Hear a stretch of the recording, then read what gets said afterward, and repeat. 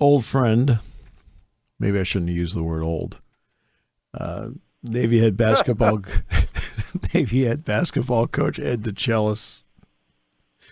My friend, how have you been? Steve, I'm in great. I like when you call me old. No, I'm doing well. It's a beautiful day here in Annapolis, and we finish up camp today. We've got about a couple hundred kids out there in the gym, but I never, always look forward to chatting with you. So it's a pleasure to be here today. It's great to have you on. There are challenges in any job, and look, everybody knows Penn State's been one of the more challenging jobs in all of college basketball. You went to Navy. What are the challenges there that maybe you had not encountered anywhere else? Well, today I did it. Today we have what's called here I Day, where all our incoming recruits come in for the start of their career here. We call it Plebe Summer. And this is when they came in this morning and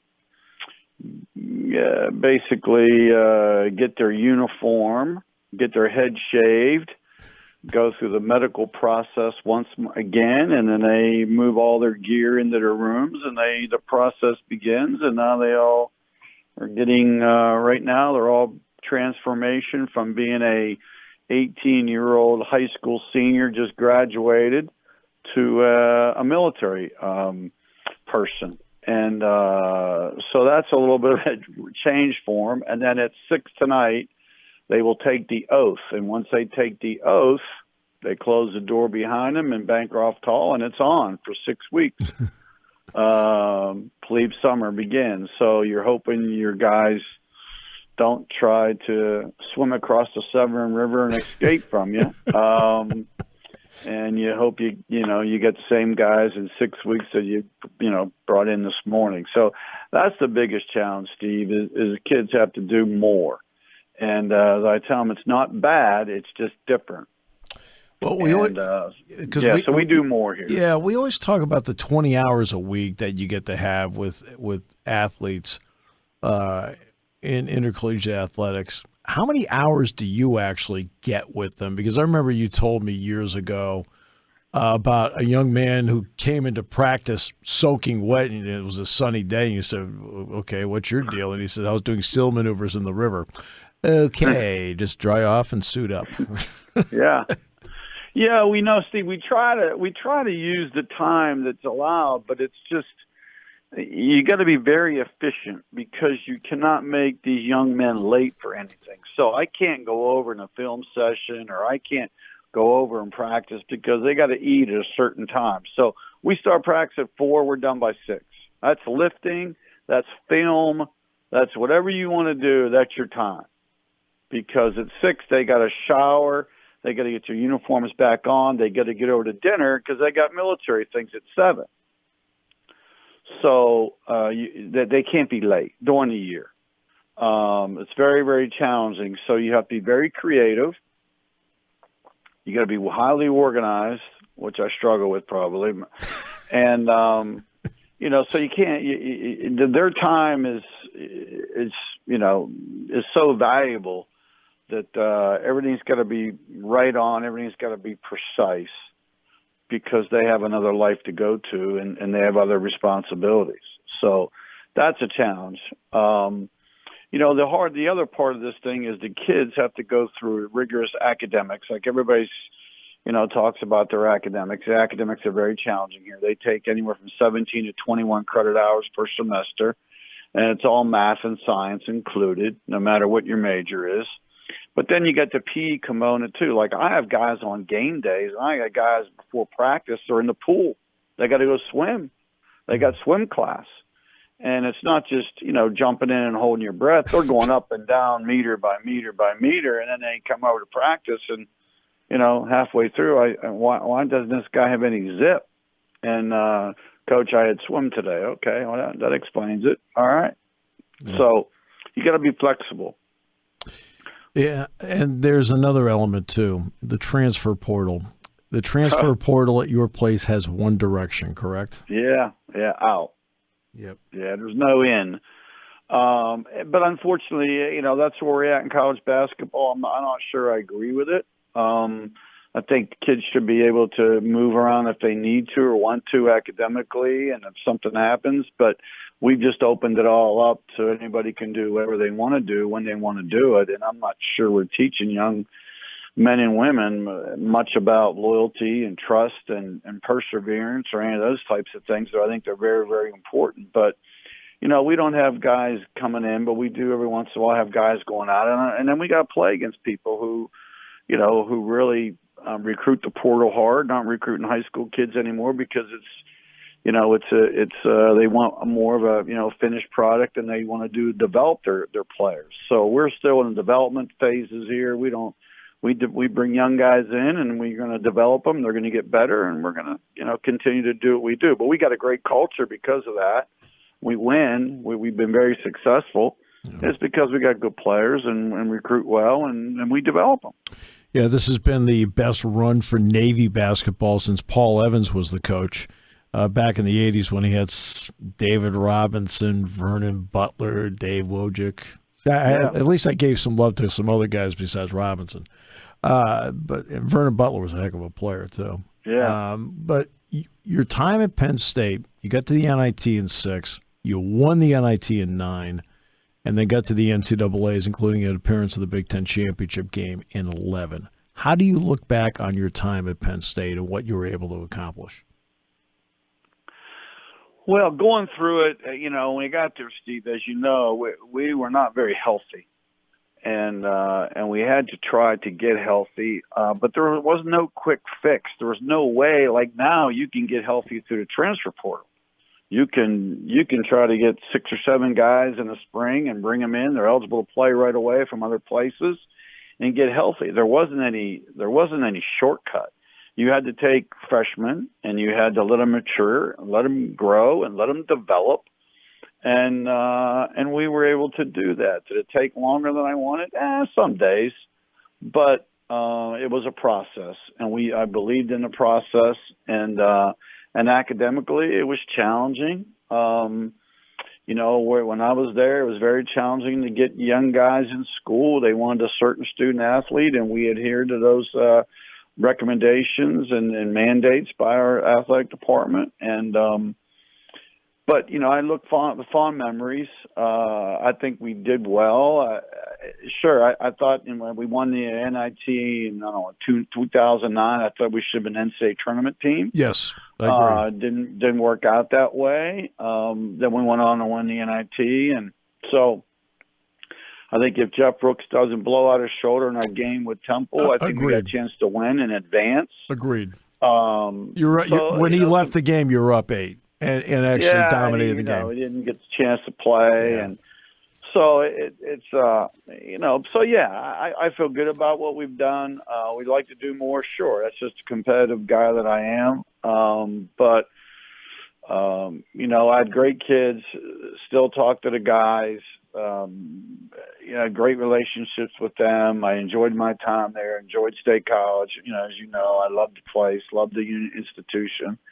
But it was time to move on. So, and now I'm enjoying my 10 years here at Navy, and it's been great. And I've enjoyed my players here, and I got to experience different things here, Steve, that I would have never experienced anywhere else I've coached. No. And I'm very thankful to do it. No question. You recruited some terrific players along the way. Gary Claxton, Jamel Cornley, you mentioned Jeff Brooks. But Talor Battle, when you signed him, did you know?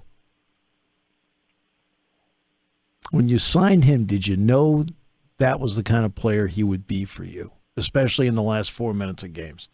Yeah, he was a competitive guy. So, he had a bad ankle injury, so people sort of dropped off on him. But right. Kurt hung in there. Kurt did all the legwork on him. Kurt Kanaski, who was a great assistant coach and who I'm very close with. And Kurt said, I think this kid can do it for us. And I went up and watched him. And so we had hoped, Steve. I mean, we had really hoped. He started out his freshman year. I don't think he made a shot in his first 20 shots. He was 4. He was 4 for his first 40 in threes until he hit the 3 against Seton Hall. Yeah, that's how smart I was. And but he turned it on, and he had a great career, and Bubby was really, really good for us. And there's nobody else that'd rather have the ball in his hands late game than him. Cornerly, him, they could find a way to win you a game. They could find you a way to score and make a big basket, make a big shot. And it's a funny story, Steve. He called me last week, Bubby, and he goes, "Coach, this NLI stuff, I'd have been in your office every time I scored 25. I've been wanting to raise." And I said, "And what would I have told you?" He said, "Well, get the heck out of my office." That's exactly what you would told him. That's exactly right. But, he's a great – we had great guys, just great guys. Love him to death. And but he was a special kid because when the game was on the line, you wanted him to have the ball. Yep. Because he was going to figure out a way to score or get somebody else a good shot or make a game-winning play. And there's not a drill you can do for that. Either guys have it or they don't, and he certainly had it. You mentioned Kurt being the lead recruiter on Talor Battle. I think what a lot of people don't realize, I would know obviously, is that you were the lead on Calvin Booth. And now you see Calvin as the general manager and now in a great position with the Denver Nuggets. What was that relationship like, and how proud are you of where he is now? Well, very proud. I talked to Cal. I just talked to him, throughout this. His son now is a great player, Kerry, and is being recruited by everybody in the country. So I keep, talking to him about certain things, or he'll run things by me or bounce them off me, and I'll give him my opinion, whatever it was worth. So I'm pretty close to Calvin. Really was really close to his mom and dad. His dad passed away last year. Yeah, I know. And so Calvin didn't say boo on his visit. It was really hard to get him to talk on the phone, talk to his mom and dad more. And I was like, "Hey, Cal, how's it going? Hey, put your mom or dad on." So I talked to them. But he's always wanted to do this. He played for several years in the league and made an unbelievable living. And then, he worked for Minnesota for a long time and players scouting and development and all that stuff. So I'm glad he's in charge of the whole thing and with Denver now. And he's just a great guy, quality guy, and great family. So I'm very, very proud of him and where he's, from Groveport High School, where no one in the Big Ten really recruited him except me, I think. And, he goes on to be a great player for us and, is a Big Ten guy and shot blocker and all-conference kid and makes to the NBA and does well. And now he's, the highest level of basketball and in charge of a franchise. I think that's pretty special. But Calvin always remembers where he came from. He called me 10 days ago. He was driving to State College to spend the day up there and with his family. And so he's just, it's refreshing because he's who he's always been. And so I'll see him next week down at the Under Armour thing down in Atlanta. His son playing the Under Armour circuit. So I'll get a chance to grab a dinner with him next week down in Atlanta. Finally, for you, Ed, obviously you and I go back to your beginning here. Kid out of Monaca, manager, manager. You and Steelers trainer John Norwood, rooming on the road, the whole deal. Oh, yeah. When you think of your journey from being a manager, right, to where you have gone, whether it was Penn State as an assistant, Salem, I think you were there the same time as Terry Bowden was there the same time you were. Yeah, a couple years. Every time I saw Terry, he always wanted me to say hi to you, by the way. And then obviously back to Penn State, East Tennessee State, then back to Penn State, and then Navy. When you think of everything that has happened from being a manager, what do you look back on all of this and think now? Well, I'm a blessed guy, and and I had a great coach when I played at Penn State Beaver Campus. Eldon Price was my coach there, and he got me an opportunity to try to walk on at Penn State for Coach Harder, and Dick Stewart is the one that was, being a Pittsburgh guy, kind of took a liking to me, and so I went up there and tried out really, and Coach Harder said, "No, you're not good enough." I go, "Okay," and I knew that, but Dick Stewart is the one that said, "Look, I want to keep you around. I like who you are." Like, he just, I don't know, Coach Stewart saw something in me. So he said, "Here, I'd like you to do this. I'm going to talk to Coach Harder about you hanging on and being a manager and helping us in practice and, keeping stats and doing whatever." And at first I was offended, because we always think we're something, right? And I said, "Geez, that's not what I really came here for. I wanted to, try to do this and that." And he goes, "It's not going to work for you. Trust me, do this." And so I talked to Coach Price, and he said, "If you want to be in basketball, you love the game, why don't you give it a shot?" So I did. And I did whatever they asked me to do. And I did it for, a couple years. And then I graduated, and I was going to go teach, I was trying to get a teaching job and coaching job in Western PA. And Dick Stewart again came to me and said, "Hey, we're losing our graduate assistant coach. Fletcher Gregory's leaving. He's going to the Charlotte Hornets. Yep, I remember. We want you to be the graduate assistant." I go, "I don't want to be graduate assistant. I'm tired of school. I just want to go, coach in at a high school level and teach, social studies." He goes, No, you got to do this." So I listened to him again. And so I, went to grad school, and then kind of things just took off from there. But, I had an advocate, and that was Dick Stewart, who passed away here a couple of years ago. I spoke at his eulogy, and I listened to people, Steve, that, I put my trust in him that, all right, do this manager stuff for a year or two, help us out. And it was more then, we didn't have all the extra people, so you had to take care of all the travel reservations and hotel rooms and all that stuff. You carried the money, you did a lot of stuff. And then so I was thankful for the relationships I have with the players back then, and still there today. And I was able to learn from Coach Harder and do what I thought was right and take it all in, and Dick Stewart and Perry Clark and Rod Jensen and Coach Edelman, like all great basketball minds. Yep. So I just used it as a springboard. I put my ego aside, as Coach Price told me, you're from Monaca, for God's sake, put your ego aside and go to work. That's right. And so I said, okay. And so I'm very thankful. I'm very humbled. I'm very thankful that someone looked out for me, and I worked hard at it. Mm-hmm. But there's a lot of guys that came through that thought they should have done this and that, and I was able to learn and advance and took advantage of every opportunity I had. But the good Lord blessed me, and I'm very thankful for all those guys. And then it goes without saying, I was a GA, and then Coach Harder. Penn State moved on from him, and then I was lucky enough that Coach Parko came in, Bruce came in, and he didn't know me from anybody, and